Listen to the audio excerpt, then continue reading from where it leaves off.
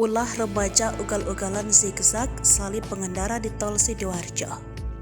Kecelakaan tunggal terjadi di Tol Sidoarjo Malang KM 760. Kejadian ini menimpa mobil Honda Jazz berwarna putih menabrak beton pembatas karena kehilangan kendali. Berdasarkan unggahan akun TikTok, tidak ada keterangan kapan terjadi kecelakaan tersebut.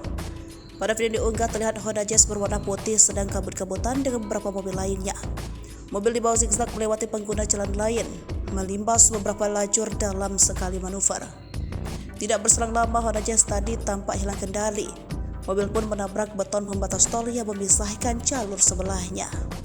Tampak tidak ada kendaraan lain yang terlibat tabrakan, hanya saja bagian depan Honda Jazz ringsek.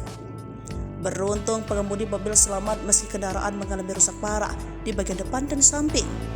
Kadit PJR Tol Jatim 2 AKP Eka Prayudi mengatakan mobil ugal-ugalan tersebut dikemudikan Rian Lengko Roharjo 20 tahun warga Surabaya. Kepada polisi dia mengaku sengaja memacu kendaraannya dengan kecepatan tinggi dan zigzag untuk mengejar rombongan yang berjalan lebih dulu ke arah Malang. Melihat kejadian tersebut dilansir dari Kompas.com, Sony Susmana, Training Director Safety Defensive Consultant Indonesia mengatakan, aksi kebut-kebutan sambil zigzag sebenarnya cuma tunggu waktu kecelakaannya saja.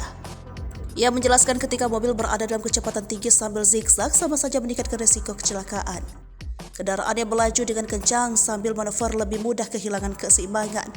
Agar tidak hilang kendali, sebenarnya kembali lagi ke cara pengemudi. Kecepatan tinggi ditambah manuver kasar akan membuat mobil hilang terkendali, maka lakukan yang sebaliknya.